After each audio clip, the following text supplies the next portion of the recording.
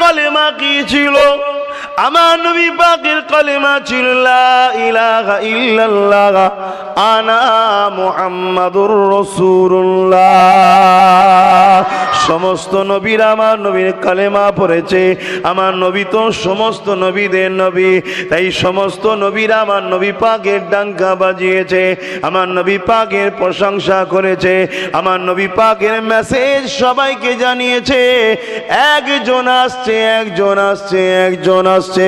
একদিন হযরত ঈসা আলাইহিস সালাম রাস্তা দিয়ে যাচ্ছে, এমন সময় একটা কবর থেকে আলো বেরিয়ে গেছে।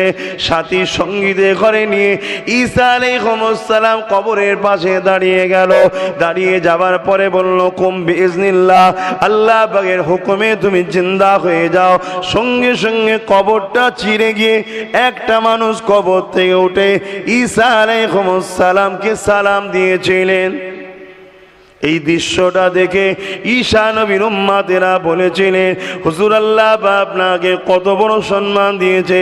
ঈসা আলাইহিস সালাম বলছে, আমার পরে একজন আসছেন, আমার কি সম্মান দেখছো? আমার পরে একজন আসছে, তার গোলামরা শুধু বলবে ওঠ, কবর থেকে মানুষ উঠে যাবে। আল্লাহ,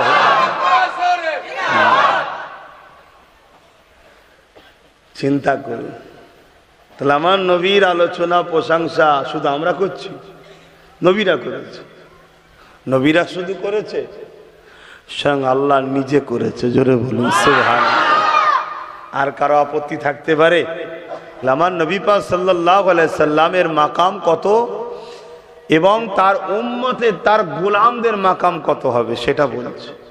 জি, হযরত ঈসা আলাইহিস সালাম কোন এক তারিখে এক ঈসা আলাইহিস সালামের মাননেওয়ালা দাবিদার খ্রিস্টানের সাথে আর বড় পীর সাহেব হুজুরের একদিন কথা কাটাকাটি হচ্ছে কোন এক তারিখে কোন এক জায়গায়।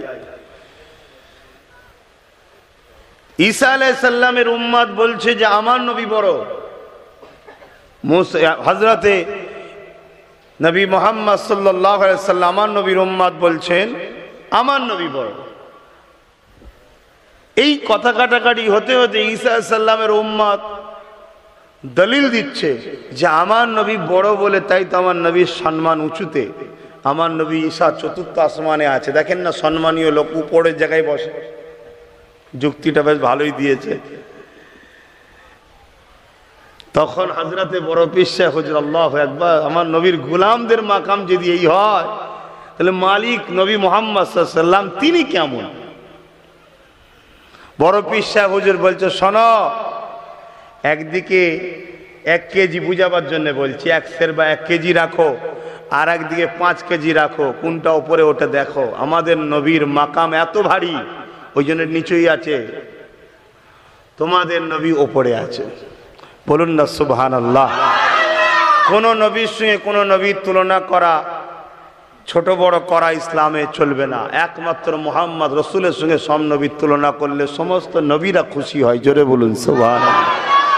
চলো হাবিবুল্লাহ রসুলে আমাদেরও তো আলোচনা হয়ে গেল, কারণ সব নবীরাই আমার নবীকে ভালোবাসেন, আমার নবী কলেমা পড়েছেন, আমার নবীকে রসুল বলে মেনে নিয়েছেন। আল্লাহ নিজে সাক্ষী নিয়েছেন কোরআনে, সমস্ত নবীদেরকে বলেছে তোমাদেরকে আমি কিতাব দিয়েছি, হিকমত দিয়েছি, নবুয়াত দিয়েছি, কিন্তু একজনকে আমি পাঠাবো, তোমরা যদি পাও তোমাদের দাওয়াত বন্ধ করে দিয়ে, তোমাদের কি বলে মিশনকে বন্ধ করে দিত, নবুয়াতের ওই জায়গায় ধারাকে বন্ধ করে দিয়ে তোমরা আমার নবীকে, আমার হাবিবের খেদমত ও হাবিবের সাথ দেবে কি বলো?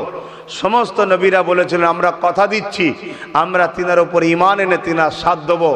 সমস্ত নবীদের ঘরে আল্লাহ বললেন তোমাদের এই সাক্ষীর উপরে আমি জামিনদার রইলাম। জোরে বলুন সুবহানাল্লাহ। তাহলে আমার নবীর মাকাম কত! হাই হাই হাই হাই, সেই নবী পাক আমরা পেয়েছি। আসেন আল্লাহ আমাদেরকে বুঝা তৌফিক দেন। তরুণেরা হযরত বড় পীর সাহেব হুজুরের সঙ্গে এইভাবে কথা কাটাকাটি হতে লেগেছিল। এই কথাটা একটু বলে নি, তারপরে আমার নবী পাকের মাওলুদে আবার ফিরে আসি। হযরত বড় পীর সাহেব হুজুর আমার এইভাবে যখন বলতে লাগলে, ওই সময় সেই ঈসা সাল্লামের উম্মতটা বলেছিলে, ও হযরত আব্দুল কাদের, আমার নবী যখন কোন কবরের পাশ দিয়ে যায়, ওই সময় কবরবাসীকে ডাক দিনে উঠে পড়ে। কি বলে ডাকতো তোমার নবী বলো? ওই সময় সে বলতে লাগছে, কুম বিইজনিল্লাহ, ওটো আল্লাহ পাকের হুকুমে উঠে পড়ো। বড় পীর সাহেব বলছে, আমি শুধু নিজে ডাকবো, উঠে পড়বে। চ কোন কবরস্থানের ধারে নিয়ে যাবে? চ এক পুরাতন কবরস্থানের ধারে নিয়ে গেছে। যাবার পরে গৌসুল আজম ডাক দিয়ে বলছে, কবরবাসী, আমি আব্দুল কাদের ডাকছি, এখনই উঠে দাঁড়া। সঙ্গে সঙ্গে আমার আল্লাহ পাক নবী মুহাম্মাদের গোলামের মাকাম কতটা দেখিয়ে দিল। কবরবাসী কবর ফেটে যায়, আল্লাহ পাক তাকে উঠে দাঁড় করিয়ে দিলেন। সে সালাম দিতে লেগেছে। যুবকের আগা নবী পাকের গোলাম দিয়ে যদি এই মাকাম হয়, তাহলে আমার নবী পাকের মাকামটা কতটা রয়েছে। বেশি দূর নয়, আপনাদের হাওড়া জেলায় শুয়ে আছে আব্দুল মমিন সাহেব রয়েছে, যিনি জঙ্গলে গিয়েছিলেন, বাঘ তেনাকে খেতে এসেছিল। আব্দুল মমিন বলেছিল, আমি আমার আল্লাহ পাককে ডাকতে এসেছি, আমি আমার নবীর সুন্নাত অনুযায়ী জিন্দেগি করতে এসেছি, আমার পীরের হুকুমে এসেছি। তোর জন্য যদি আল্লাহ আমাকে রেজেক করে রাখে, তুই খেয়ে নে, আর যদি রেজেক না হয়ে থাকে, তাহলে আমার কাজে বাধা দিস না। ওই পুষা বাঘ বিড়ালের নাই বাঘটা পাশে বসে যায়। আল্লাহ নবীর গোলামদের যদি এই মাকাম হয়, তাহলে আমার নবী পাকের মাকাম কতটা।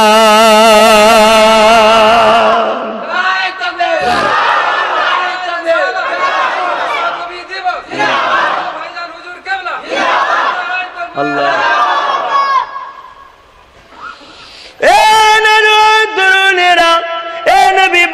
প্রেমিকেরা, জীবনের স্টাইলকে চেঞ্জ করো। তুমি কাকে ফলো করছো? কাদের পিছনে ছুটে বেড়াচ্ছ? কাদের দিকে তাকাচ্ছ? যারা নিজের মাকে সম্মান করতে জানে না, তারা তোমাদের এখন মডেল হয়ে দাঁড়িয়েছে। যারা নিজের কন্যাকে সন্তান সম্মান করতে পারে না, তারা তোমাদের মডেল হয়ে দাঁড়িয়েছে।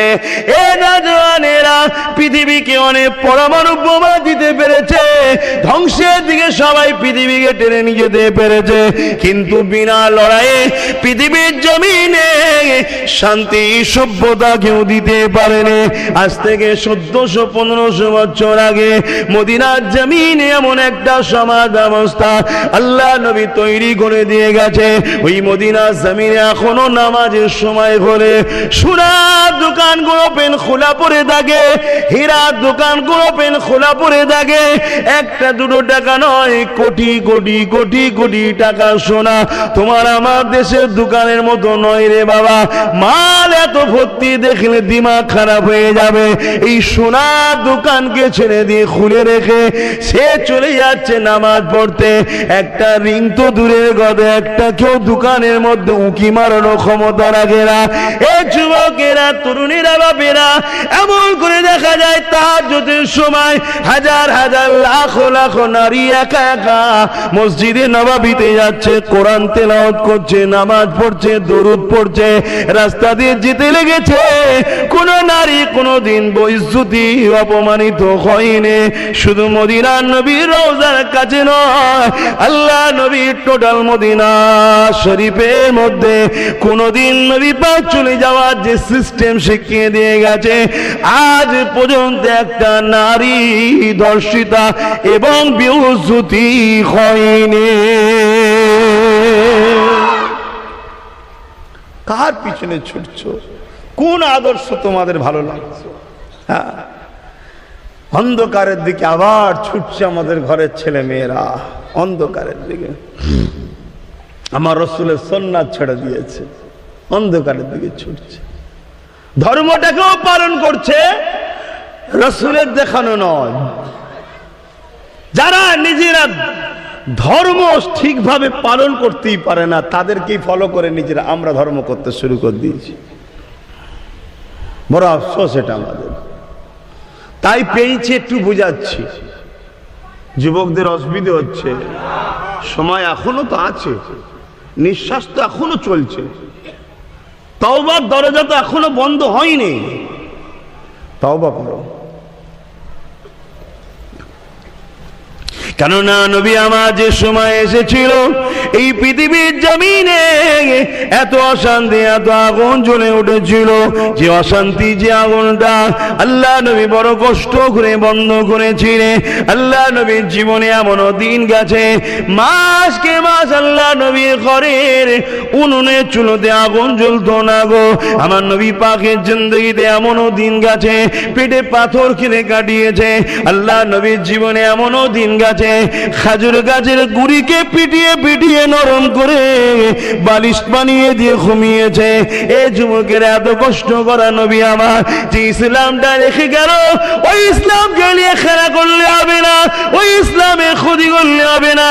মানতে যদি সব না পারি আল্লাহ পাক ক্ষমা করে দেবে, যদি আল্লাহর কাছে কাঁদাকাটি করি বেশক তুমি ক্ষমা পেয়ে যাবে, কিন্তু ইসলামের কোন কাজের ক্ষতি করে দিলে মাপ নাই। আসো ফিরে আসো আমার নবী পাকের মাওলুদ শরীফে। আল্লাহ নবীর আম্মা জান আমেনা বলতে লেগেছে, আমার বাচ্চা দুনিয়ায় আসবে, দুনিয়া জমিনে নারীদের সন্তান হতে গেলে প্রতিটা নারীর অন্য কোন মহিলার প্রয়োজন হয়, কেননা মা অন্য নারীদের সেবা লাগে। আমি আমেনা একা রয়েছি, বড় চিন্তিত হতে লাগলাম।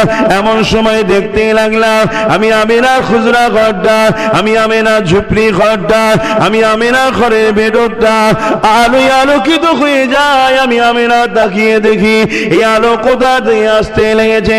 আমি আমেনা অবাক হয়ে গেলাম, দুটো কিংবা তিনটে ইখতিলাফ রয়েছে। এত সুন্দরী সুন্দরী নারী আমি আমেনা আমার ঘরের মধ্যে এসেছে। দুনিয়ার জমিনে এত সুন্দরী নারী হয় আমি আমেনা কখনো ভাবতে পারিনি। অবাক হয়ে গেলাম। আমি আমেনা তাদেরকে জিজ্ঞাসা করতে লাগলাম, কারা আপনারা? এত সুন্দরী আপনাদেরকে দেখতে। ওই সময় নারীগুলো বলেছিল, এ মা আমেনা, আমরা দুনিয়ার কোন নারী নয় মা, আমরা আল্লাহ পাকের জান্নাতি হুর। আপনার পেটে যিনি রয়েছেন উনি শুধু আপনাদের নবী নয়, উনি তো আমাদেরও নবী। জান্নাত, জান্নাতকে জিজ্ঞাসা করা হয়েছিল, জান্নাতকে জিজ্ঞেস করা হয়েছিল যে তুমি তো আমাদের সবার জান্নাত, তোমার কি কোনো জান্নাত আছে? জান্নাত বলেছিল, আমার জান্নাত হলো মুহাম্মদ রসুল। জোরে বলুন সুবহানাল্লাহ। আমার নবী জান্নাতেরও নবী, সব ভাই আমার রসুলকে ভালোবাসে। আম্মা জান বলেন, আমার সময় আগিয়ে আগিয়ে আসছে।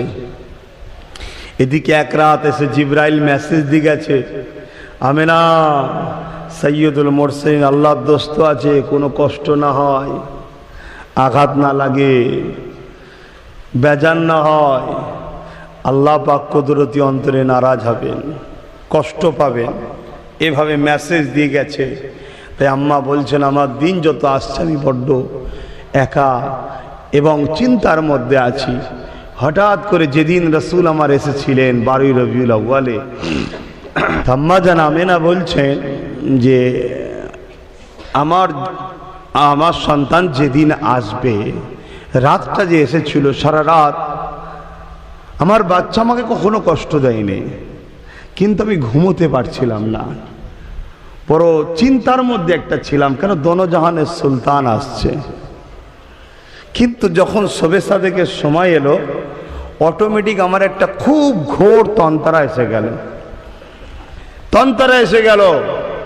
তন্ত্রা এসে যাবার পরে আমার যখনই চোখটা লেগে গেল, কিছুক্ষণ পরে আমার শরীরের মধ্যে ঝাঁকুনিতে উঠলো। চোখ খুলে দেখলাম আমার ঘর আলোয় আলোকিত হয়ে গেছে। শুধু আলো নয়, মাগরিব থেকে মাশরিক, খাসায়েসুল কুবরা কিতাব খুলো দেখুন, মাগরিব থেকে মাশরিক পুরো আলোয় আলোকিত হয়ে গেছে। জোরে বলুন সুবহানাল্লাহ। এবং শাম দেশের প্রাসাদ পর্যন্ত আলোয় আলোকিত হয়ে গেছে। আমি আমেনা তা দেখতে পাচ্ছিলাম। জোরে বলুন সুবহানাল্লাহ। এই আলো কোথা থেকে আসছে? আমি আমেনা তাকিয়ে দেখি যিনি আসার ছিলেন তিনি আমার পাশে শোয়ানো রয়েছেন। জোরে বলুন সুবহানাল্লাহ। এবং আমি আমেনা আশ্চর্য হয়ে গেলাম। এখানে আমিও আশ্চর্য, আম্মা জান একা আশ্চর্য হয়নি, আমিও আশ্চর্য। আল্লাহু আলাম কি ঘটেছে আল্লাহই জানে। তা আম্মা জান আমিনা বলছেন, অন্য অন্য বাচ্চা যখন দুনিয়ায় আসে মায়ের নাভির সঙ্গে নাভি জুড়ে থাকে না, জানেন তো নাকি? কাটতে হয়, রক্ত বাহির হয়, বুঝতে পারছেন তো নাকি? কিন্তু আমি অবাক হয়ে গেলাম, আমার বাচ্চা এসেছে, আমি কোনো নাপাকও হইনি, রক্ত বাহির হয়নি। জোরে বলুন সুবহানাল্লাহ। তা আল্লাহ আলাম ওই তন্ত্রাটা কেন আল্লাহ দিয়েছিলেন, কিভাবে কি হয়েছে। তবে এতটুকু আমি বলতে পারি, আমরা যেভাবে আমার রসুল সেভাবে নয়, এতটুকু ঈমান রাখতে পারি। কথা বুঝে আসছে না? নাই আসেন, আমার নবী পাক দুনিয়ায় এসেছিলেন, আম্মা জান আমিনা লৌকিক কথাগুলো বলতে লেগেছে। এমন সময় এলাকা মানুষেরা সবাই মহিলারা আসতে লেগেছে, আব্দুল্লাহ ঘরে বেটা হয়েছে, আহারে আব্দুল্লাহ ঘরে সন্তান হয়েছে, আমিনা পুত্র সন্তান হয়েছে। এই সময়তে গাইবে একটা আওয়াজ হয়ে যাও, এখন কেউ যাবে না, আগে আমার ফেরেশতারা দেখবে, তারপরে সবাই যাবে।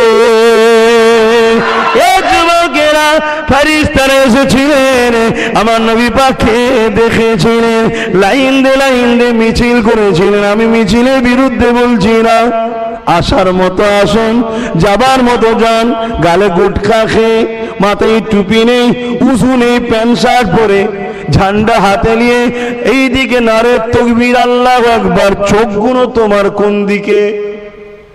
এসব ভণ্ডমি করলে হবে না। তাই সেই যখন পরিবেশ নেই, এই যে কবরে চাদর দেওয়ার ব্যাপার জানেন? কবরের চাদর, এই কবরে চাদর দেওয়া পর্যন্ত, কবরে চাদর দেওয়ার ব্যাপারে অনেক মাসলা আছে। সারাসারি কেউ হারাম বলছে না তো, কিন্তু পরিস্থিতিকে সামনে রেখে দাদা হুজুর পীর কেবলা বললেন দূরে থাকো। কেন? যেখানে যেখানে দেওয়া হচ্ছে সেখানে যেখানে কি হচ্ছে দেখো, সেরেক হচ্ছে না, হয় না? কোন এমন একটা জায়গা আছে বলো যেখানে সেরেক হচ্ছে না? এই জন্য দাদা হুজুর বললেন বাবা দূরে থাকো, জিয়ারত করো, ফাতিহা শরীফ করো, ওলি রসিলাদের দোয়া চাও। তিনি তো মুজাদ্দিদ, সংস্কার করবে। তা তিনি পরিস্থিতিকে সামনে রেখে দেখছে যে এরা জুলুসের নামে, এরা রাসূলের আগমন দিবস উপলক্ষ করে মিছিলের নামে বা আনন্দের নামে, এই খুশির নামে এরা যে কাজ করছে, এরা নিজেরা ধ্বংস হয়ে যাবে। কথা বুঝে আসছে? এগুলোকে মাথায় রাখুন। অনেক কিছু ব্যাপার আছে ভাই। তাই আপনাদেরকে আবার বলি, আমাদের ইমাম যখন দাদা হুজুরকে ফলো করেন, বেশি লাফালাফি করতে জানবে। আল্লাহ নবী, নূর নবী, দয়াল নবী দুনিয়া জমিনে তাসলিম এনেছিলেন।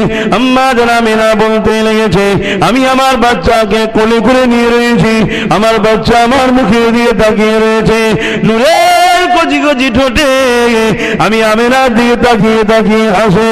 আমি আমিনার মনে হচ্ছে আমার বাচ্চার জন্য আমার জান মালটা যেন কুরবান করে দিই। এ যুবকেরা, তরুণেরা, বাপেরা, আমি আমিনা বড় চিন্তা করতে লাগলাম। বাপারা সন্তান এবং আল্লাহ পাকের নবী হবে, আখিরি নবী হয়ে এসেছে, ইনার যত্ন সেবাটা আমিনাকে ঠিকভাবে নিতে হবে। তখনকারের প্রথা অনুযায়ী বাচ্চাদের শিক্ষার জন্য দুদুমার কাছে দায়িত্ব ছোটবেলা দিয়ে দিতে হতো। এ যুবকেরা, তরুণেরা, তাই এমন করে বিভিন্ন দিক থেকে মক্কার জমিনেতে বাচ্চাদেরকে নিবার জন্য এসেছে, কিন্তু আমার রাসূলুল্লাহকে কেউ নিতে চাইছে না।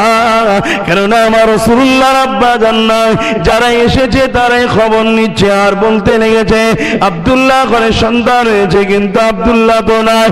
বাবারা ছেলেকে নিয়ে আমরা কি করব?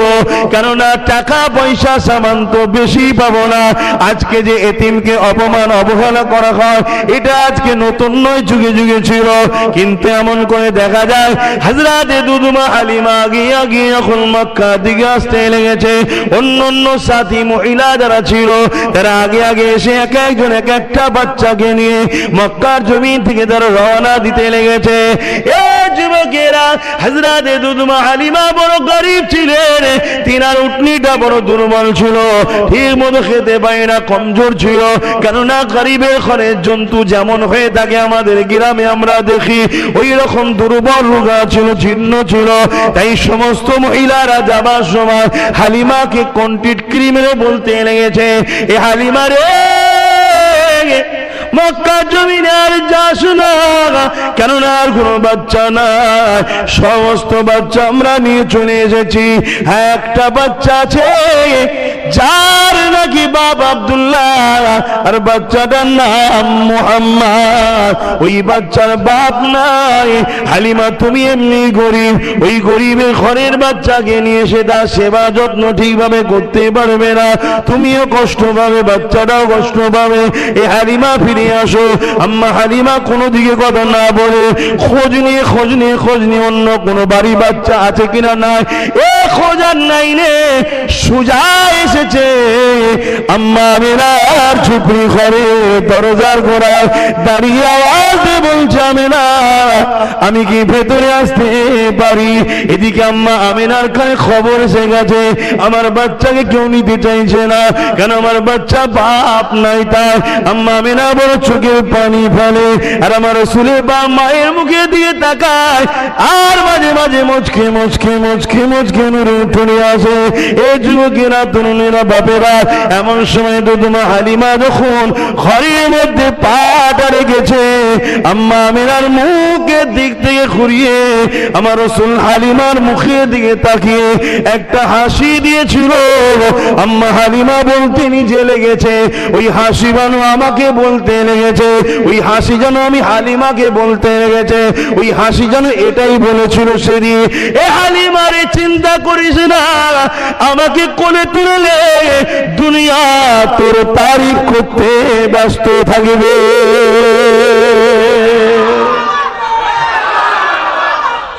আল্লাহু আকবার। জিন্দাবাদ। ভাইরা আমার, আম্মা জান হালিমা আর একদম দেরি করলেন না। আর আম্মা আমেনা চিন্তা করছে, হালিমা মনে হয় জানে না তাই এসেছে, কেন আমার বাচ্চাকে তো কেউ নিতে চাইছে না, বাপ হারা। High high high high. আম্মা হালিমা আর দেরি না করে আগিয়ে এসে বলছে, আমেনা তোমার বাচ্চাটাকে আমায় দাও, আমি তোমার বাচ্চাকে নেব, তুমি কি দেবে? আম্মা জান আমেনা এটা আখেরি নবী হবে এটা বলেনি, শুধু এতটুকু বলেছে, বাপ হারা সন্তান, তুমি এর যত্ন করতে পারবে তো? আম্মা জান দুধমা হালিমা বলেছিলেন, এ আমেনা শুনে রেখে দাও, আমি নিজের সব কিছু ত্যাগ করে দিয়ে কষ্ট নিজের উপরে চাপিয়ে দিও, আমি তোমার বাচ্চাকে কোনোদিন কষ্ট দেব না।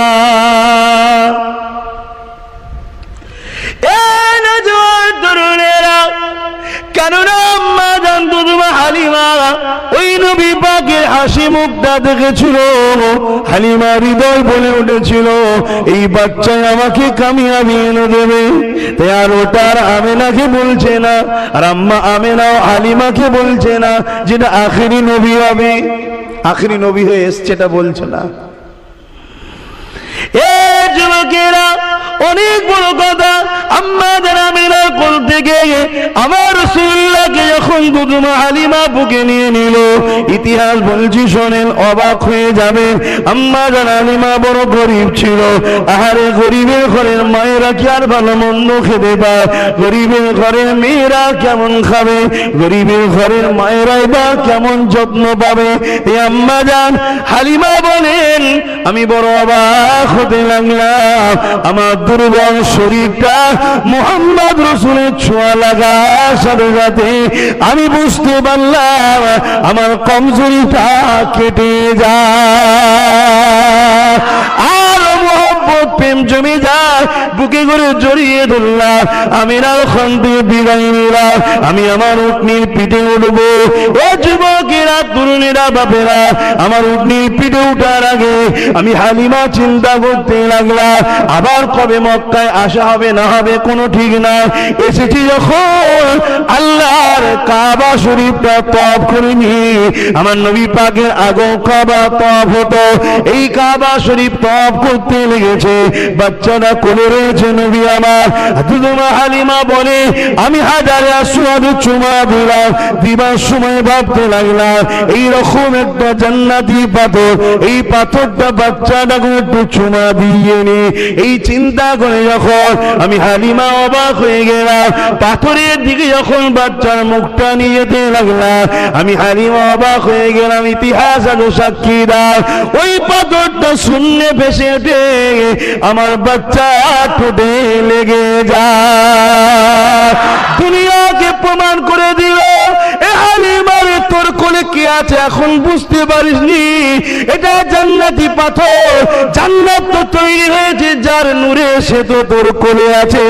তাই হালিমা তুই আর কি চাস রে, এ হালিমা তুই এখনো বুঝতে পারিস না। আম্মা হালিমা অবাক হয়ে দেখতে লেগেছে, চুমা দিয়ে পাথরটা আবার নিজ জায়গায় আস্তে আস্তে পৌঁছে যায়। আম্মা হালিমা এবারে আগিয়ে যেতে লেগেছে, উটনির পিঠে উঠবে। আম্মা যেন হালিমা বলেন আমার উটনিটা বড় দুর্বল কমজোর ছিল, আমি অবাক হয়ে গেলাম, আমার উটনিটা এত শক্তিশালী ক্ষমতাবান কি করে হলো, এত দ্রুত যেতে লেগেছে। যারা আমার আসার সময় বেরোতে ছিল সমস্ত মহিলাকে পিছনে রেখে দিয়ে আমি আমার ঘরে বাচ্চা মোহাম্মদকে নিয়ে আগে পৌঁছে গেলাম। আরো জোরে বলুন সুবহানাল্লাহ।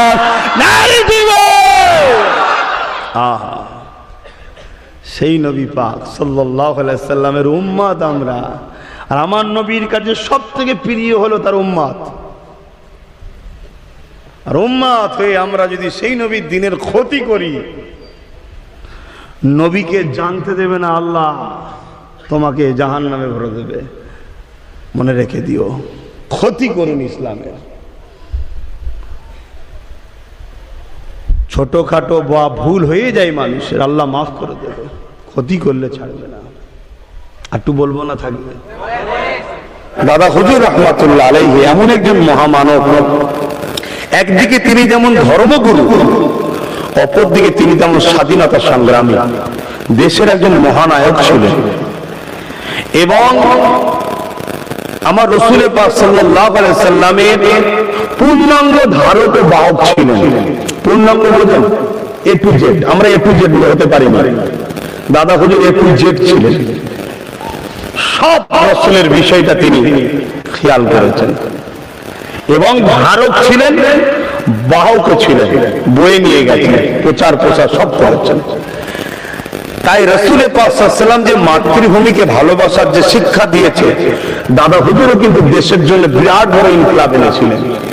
কিন্তু তিনি সুফিয়াজমের দিকে ছিলেন, যেমন আজও আমার বহু বাপ চাচা আছে যাদেরকে অনেকে চেনে না, চেনে না, ভুল বুঝবেন না, আমি ওই চেনে না বলছি না, মানে তাদের ফটো সোশ্যাল মিডিয়ায় নেই, তাদেরকে কেউ দেখেনি, দূরে খবর দেয়নি, কেন সুফিয়াজমের মধ্যে আছে, ঠিক ঠিক আছে। তো দাদা হুজুর রহমাতুল্লাহ আলাইহি সুফিয়াজমের মধ্যে থাকার জন্য বিরাট বড় দেশের জন্য ইনকিলাব আনার পরও ইতিহাস পাতায় পাতায় সব জায়গায় মুখে অত চর্চা নাই, বুঝতে পারছি না বলেন। আর যারা সুফিয়াজমের বাইরে গিয়ে আমার অমুসলিম ভাই বা আমার কওমের মধ্যে যারা প্রকাশ্য নেমে পড়েছিল, পরবর্তীতে তারা দল করেছিল, রাজনীতি করেছিল, অনেক কিছু করেছিল, তারা যখন পেপারে ইতিহাসের পাতায় পাতায় অনেকে পাওয়া যায়। কিন্তু দাদা হুজুর রহমাতুল্লাহ আলাইহি আরো 10টা স্বাধীনতা সংগ্রামের মধ্যে তিনারও বিশাল অবদান আছে। আপনি চলে যান কলকাতার ন্যাশনাল লাইব্রেরিতে, বড় বড় কিতাব আছে, পড়ুন, কথা বুঝে আসছে।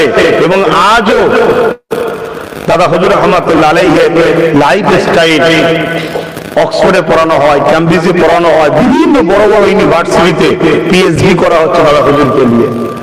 কিন্তু ঘরের মুরগি ডাল বানাবো একটা প্রবাদ বাক্য আছে, নাউজুবিল্লাহ, আমি ছোট করছি না, বোঝাবার জন্য বলছি। দাদা হুজুর তো ঘরের হুজুর, বেরোলি মাঝাব দেখা যায়, ও ভালো লাগে না, 20,000 টাকা খরচ করেছে, দূরে কোথায় একটা কার মাজারে ভাঁড় ঝুলছে, সেখানে গিয়ে পড়ে আছে। আল্লাহ জানে কি পিছে পিছে। আমি কাউকে ছোট করছি না, যত হক অলি আছে সবার জুতো আব্বাস সিদ্দিকী মাথায় রাখে, কিন্তু পাগলা কোনোদিন পীর হয়? এখন সব পাগলা পীর বলি, তাহলে শরিয়াতে পাগলা কোনোদিন পীর হতে পারে না। পীর মানে গার্জেন। হ্যাঁ, পাগলা আল্লাহ ওয়ালা হতে পারে, আমি আল্লাহ ওয়ালা থেকে অস্বীকার করছি না, আমার অজানা ভুল বুঝছেন না তো। পীর তো আরবি হচ্ছে মুর্শিদ, পাগলা কখনো মুর্শিদ হতে পারেনি। শরীরে যদি তার কোনো সমস্যা থাকে সে কখনো মুর্শিদ হতে পারে না। মুর্শিদ হতে গেলে কোরআন সুন্নাহর পূর্ণাঙ্গ ধারক বাহক হতে হয়। এত বড় একটা হাস্তি আমাদের এখানে শুয়ে আছে, আমাদের গুরুত্ব নাই। আমি দেখেছি আমার দাদা হুজুরের মুরিদরা এখানে এসে ওই ওই করে বাজার টাজার করে আর করে কোন রকম ভাবে জিয়ারত করলো কি না করলো, কোনো রোজই পাই, তো রোজ পায়। এরা আবার অন্য জায়গায় গিয়ে চাদর টাদর নিয়ে হুড়ু হুড়ি করে, বাপ রে বাপ। মনে রেখে দিও, প্রত্যেকটা আল্লাহর ওলিদের কানেকশন মাওলা আলীর সাথে, বুঝতে পারছো নাকি? শেরে খোদা মাওলা আলীর সাথে। সব ওই দরবারে গিয়ে এক জায়গায় জড়ো হয়। তুমি কি ভাবছো আল্লাহর ওলিরা একে অপরের সব বন্ধু? তোমার এই ভণ্ডমি কিন্তু লক্ষণ ভালো নয়। এই বিষয়ে একটা ছোট্ট কথা বলে দিয়ে বিদায় নিচ্ছি। দাদা হুজুর রহমাতুল্লাহ আলাইহি, ভাই এটা বলে দিচ্ছি, দাদা হুজুর রহমাতুল্লাহ আলাইহি বাংলাদেশে জলসাই গেছে। যাওয়ার পরে কিছু লোক এসে বলছেন, হুজুর আমাদের এখানে আপনি চলে গেছেন, 1 বছর হয়ে গেছে, হঠাৎ করে 2জন পীর সাহেব বেরিয়েছে, তারা বলছে খাজা হুজুর নাকি আমাদের ঘরে সব পাওয়া দিয়েছে। কথা বুঝে আসছে, এরকম অনেক আমাদের এলাকাতেও পাওয়া যায়। কেউ চিস্তিয়া, কেউ খাদি কি বলে বৌসিয়া, কেউ নানান রকম। হ্যাঁ, যারা হক অলি, আবার বলছি যারা হক অলি, তাদের জুতো আব্বাস সিদ্দিকী মাথায় দিয়ে দেয়, বগলে নয় মাথায় রাখলেন। কারণ ওই জুতোর দাম অনেক হয় বাবা, কথা বুঝছেন না? ওই দিন কোনোদিন আসলে ওই বিষয়ে আলোচনা হবে কোনো। কিন্তু আমি যেটা বলতে চাইছি, দাদা হুজুর বললেন যে ওদের দুজনকে ডাকো, মুজাদ্দিদের পাওয়ার ডাকো। ওরা দুজন তোমার হুজুরকে বলো আমাদের কাছে এসছে। দাদা হুজুর বুঝে নিয়েছে বন্ধ। কিন্তু বলেন কেন? যেমন নবী থাকলে সাহাবা বলেন আর যেই বলেন কারো পাওয়ার চলে না, নবীর পাওয়ার শ্রেষ্ঠ ওই সময়, ঠিক না বেটি? তুই নবীদের পরে পৃথিবীর বুকে রাজত্ব চলে মুজাদ্দিদের। তুই যদি হাক্কানি ওলি হতি, মুজাদ্দিদ আমি, এটা তুই জেনে যেতিস। তোর পাওয়ার মুজাদ্দিদের চলবে, তোর কাছে খবর থাকতো তুই ছুটে আসতিস। তোর মধ্যে অহংকার কাজ করছে। অহংকার কখনো আল্লাহর ওলি, বলুন বলুন বলুন। কেন হাদিস পাকের মধ্যে আছে, আল হাসাদ ইয়াকুল হাসানাতু কামা তাকুলুন নারুল হাতাবা। অহংকার আর হিংসা এত মারাত্মক জিনিস, যেমন আগুনে কাঠ দিলে পুরো ছেড়ে হয়ে যায়, কাঠটা শেষ হয়ে যায়, যতই আমল করুক সব শেষ হয়ে যায়। অহংকার আর রাগ, হিংসা, অহংকার আর হিংসা এত খারাপ জিনিস। তো ভাই, আর আমাদের কিন্তু অহংকার হিংসা ভরে যাচ্ছে। আল্লাহ আমাদের হিদায়াত করে, বলুন হেফাজত করুন, আল্লাহুম্মা আমিন। দাদা হুজুর খলিফা আব্দুল মাহবুব হুজুর ছিলেন। যাও তো বাবা, ওই দুজনের যা আছে সব তুমি সলভ করে নাও। আব্দুল মাহবুব হুজুর বলছেন খাজা হুজুরের মুরিদ নারা, খাজা হুজুর নাকি খিলাফত দিয়েছে। সুলতানে হিন্দ আতায়ে রসুল হুজুর, এই বাবা আমি বলছি যাও। যে হুজুর উনি গেছে ঠিকই, কিন্তু রিস্ক নাই। খাজা হুজুরের খলিফা দাবি করেছে, খাজা হুজুর নাকি পাওয়ার দিয়েছে। এই খাজা হুজুরের যদি খলিফা হয়, তার কাছে যদি সলভ করতে যায়, খাজা হুজুর নাকি যাবে না, যাবে না? আমি আব্দুল মাহবুবকে শেষে যাবো, তাই চুপ করে আছে, কিছু করেন। বাবা হুজুর রহমাতুল্লাহ আলাইহি বুঝতে পেরেছেন, হুজুর কাস্তে বসলেন, আব্দুল মাহবুব সাহেবকে কাস্তে বসালেন। বসাবার পরে দেখতে পাচ্ছেন ওই দুজন খাজা হুজুরের দরবারের খুঁটিতে বাঁধা। জোরে বলুন সুবহানাল্লাহ। আর খাজা হুজুরের বড় রাগান্বিত চেহারায় আব্দুল মাহবুব সাহেবের দিকে দিয়ে বলছে, আব্দুল মাহবুব, এই জামানার ইমাম হলো অপর পরে আবু বকর, উনি যা বলবে সেটাই মানতে হবে। জোরে বলুন সুবহানাল্লাহ।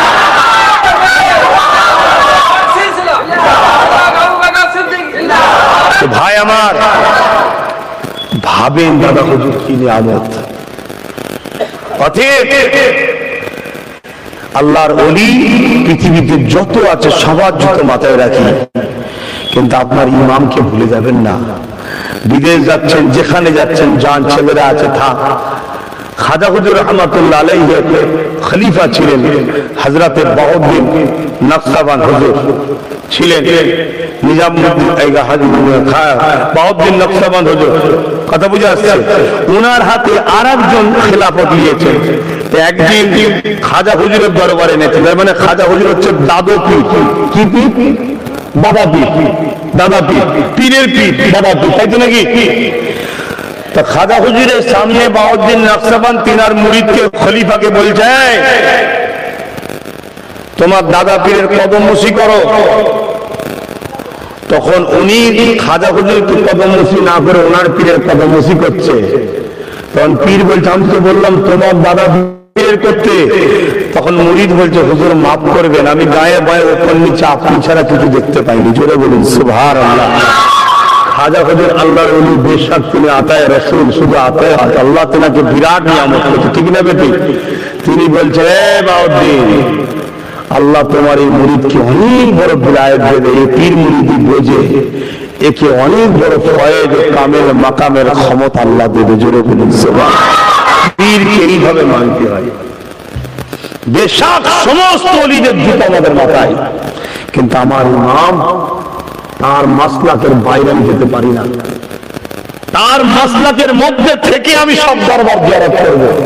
তার মাসলাকের মধ্যে থেকে সব দরবারে গিয়ে ফাতিহা শরীফ করব। তার মাসলাকের মধ্যে থেকে আমি সব ওলির দরবারে দেখা করতে যাব। তার মাসলাককে বিসর্জন দিয়ে, ছেড়ে দিয়ে অন্য জায়গায় গিয়ে এটা একবার নেবো, ওটা একবার নেবো, ওটা একবার নেবো, শত শেষে দেখবে কোন ওলি তোমাকে পাত্তা দেয়।